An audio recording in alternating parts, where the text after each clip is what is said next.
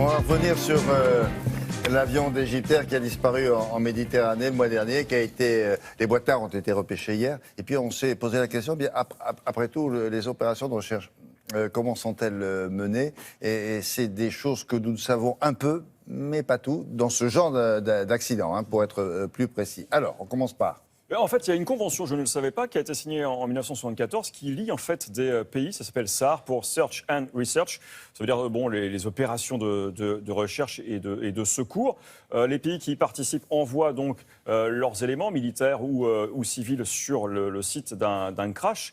Là, c'est l'Égypte qui pilote tout ça parce que l'avion, bien sûr, est immatriculé en Égypte. Alors, il s'agit bien évidemment, en tout premier lieu, d'envoyer des secours pour les éventuels survivants. Alors après, on sait pour ce crash, il s'agit aussi de trouver les éléments de l'avion. La toute première chose, c'est de déterminer la zone dans laquelle on va pouvoir trouver cet avion. Alors c'est relativement compliqué, c'est vraiment une course contre la montre. On envoie en premier lieu des avions qui sont basés à proximité, puis des bateaux qu'on détourne d'ailleurs pour l'occasion. C'est les avions, les bateaux qui dépendent du pays où est immatriculé l'avion ou pas non, forcément. Là, tout le monde. On envoie toutes les forces, tous ceux qui participent à ce Search and Research. D'accord. Donc la France, par exemple. La France, par exemple. En plus, nous, on a 15 ressentissants dans ce drame.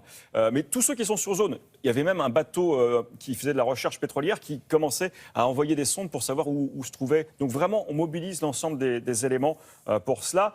On va faire des survols au ras de l'eau. Et quand je dis un survol, c'est à 30 mètres de l'eau. Parce qu'il faut savoir que sur ces zones commerciales, des grandes routes commerciales, il y a beaucoup de débris qui flottent. On ne le sait pas toujours, mais un conteneur renvoie un écho-radar. Et là, on le voit aux jumelles. Il faut quand même un œil avisé pour pour distinguer ces éléments. Même si les éléments qui flottent après un crash d'avion sont quand même très singuliers, très spécifiques.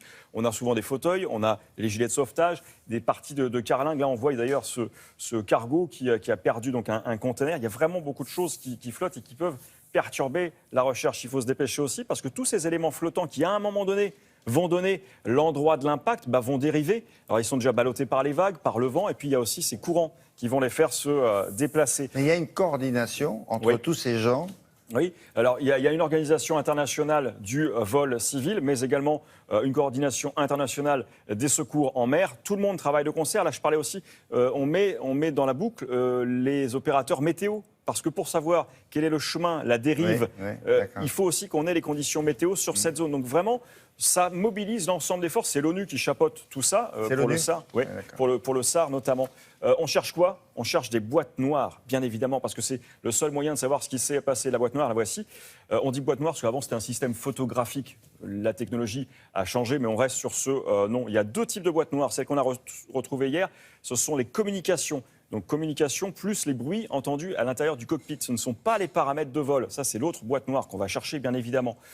On la cherche une fois qu'on a trouvé la zone grâce à ces sondes. Ce sont des hydrophones. Alors, c'est un micro qui est capable d'entendre ce qui se passe sous l'eau et de capter le petit ping, parce que la boîte que fait la boîte noire. Continue d'émettre. C'est comme ça qu'on la repère. Mais ça ne dure pas 100 ans. Hein. Entre 4 et 6 semaines, ce petit ping, ce petit écho sonar est envoyé.